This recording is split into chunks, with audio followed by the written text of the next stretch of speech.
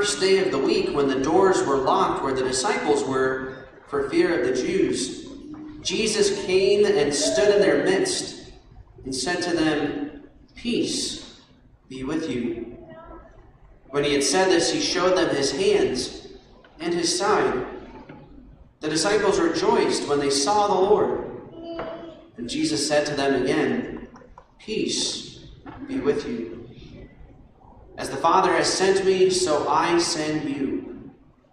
And when he had said this, he breathed on them and said to them, "Receive the Holy Spirit. Whose sins you forgive are forgiven them, and whose sins you retain are retained." Thomas, called Didymus, one of the 12, was not with them when Jesus came. So the other disciples said to him, "We have seen the Lord." But he said to them, "Unless I see the mark of the nails in his hands, and put my finger into the nail marks, and put my hand into his side, I will not believe." Now a week later, his disciples were again inside, and Thomas was with them. Jesus came, although the doors were locked, and stood in their midst, and said, "Peace be with you." Then he said to Thomas, "Put your finger here and see my hands, and bring your hand and put it into my side. And do not be unbelieving, but believe."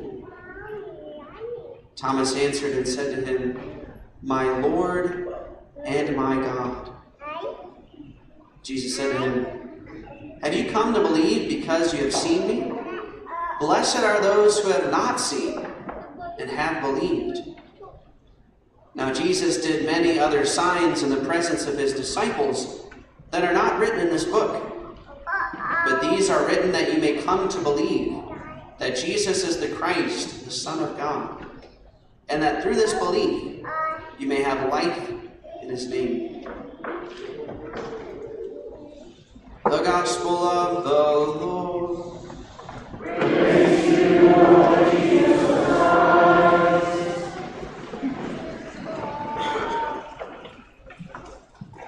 Today is the second Sunday of the season of Easter, or the 8th day in the Easter octave. And on this 8th day of the Easter octave, the church has to celebrate the feast of Divine Mercy. So when Pope John Paul II was the Pope, he instituted this as a worldwide universal feast of Divine Mercy. He said it was the happiest day of his life when he instituted the feast of the Divine Mercy. After Mass today, there's going to be some people praying a chaplet of Divine Mercy here in our church for those who are not participating in the Easter egg hunt. As we promised last week, we'll be having an Easter egg hunt as well.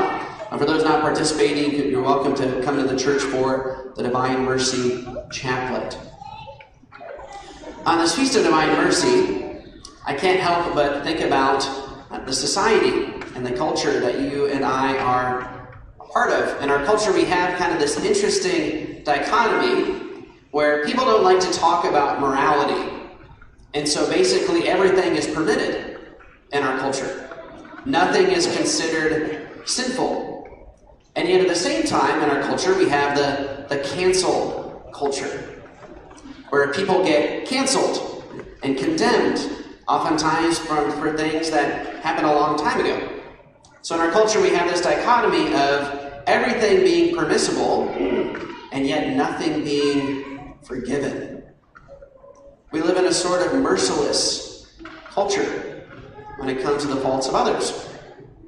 Many of us know that oftentimes our daily conversation, how much of it is taken up by conversing about the sins or the shortcomings of others.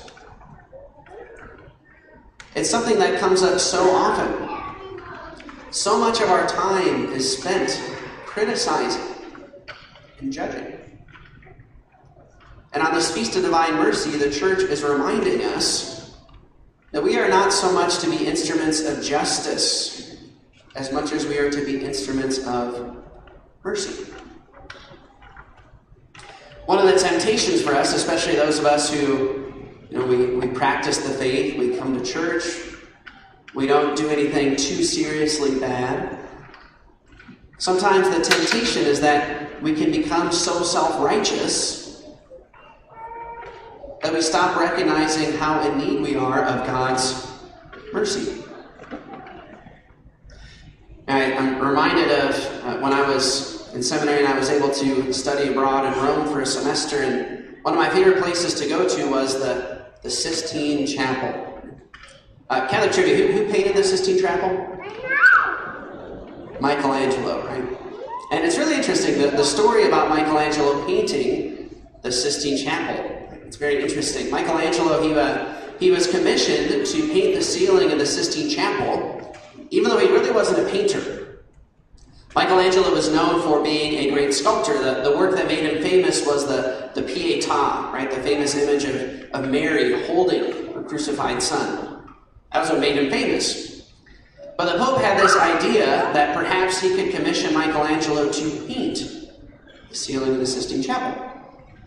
And Michelangelo, being the true brilliant genius that he was, he took the challenge, but he was very protective of it. There's another famous artist named Raphael. Maybe you're familiar with Raphael. Many people actually think that Raphael actually stole the style of Michelangelo. The Sistine Chapel was very unique when it was painted. And many of Raphael's paintings, they actually mimic the style of Michelangelo. Raphael was much younger. And so Michelangelo was very protective of his work. So when he painted the Sistine Chapel, nobody else was allowed to enter into the chapel while he painted it. As a matter of fact, there was one evening where Michelangelo was up on the scaffolds and he was painting, and he actually heard somebody come into the chapel. And so of course he was enraged.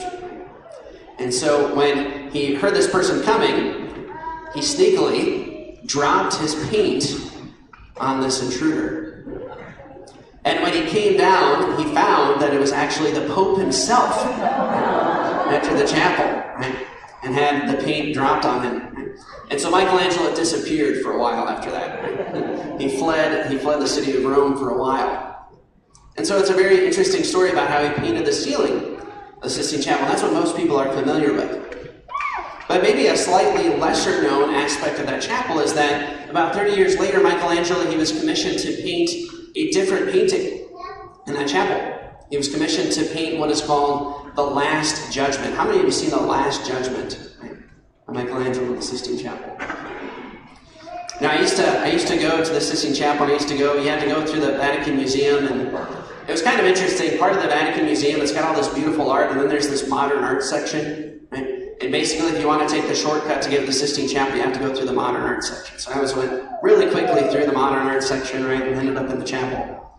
And I remember looking at that image of the Last Judgment. If you've seen it, it's a really terrifying image.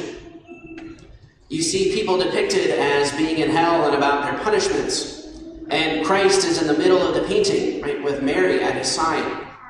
And he's basically looking with disdain on those who are condemned. It's a very scary image. When you look at it, it basically fills you with terror. Part of the reason why Michelangelo painted this, it was, like I said, it was about 30 years later, is because in between that time, the Reformation had happened, and Europe was basically being divided over religion. And so the Pope wanted to remind people that there is eternal consequences for actions in this life. So Michelangelo was basically told to put the fear of God into people when he painted this. And there were many days where I went in that chapel and I was just mesmerized by this painting of the Last Judgment.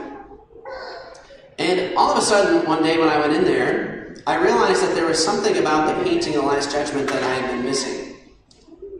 The most important part of the painting of the Last Judgment. And those of you who have been there, you might recall that when you look at this scene of the Last Judgment, I forgot to mention too, there's another funny story about the Last Judgment. There was a priest who wasn't really a big fan of the painting. He didn't think it was, didn't really fit the good news. And so he criticized Michelangelo to his face about it. And if you go to the Sistine Chapel and you see the painting, that priest is actually painted as one of the people in hell.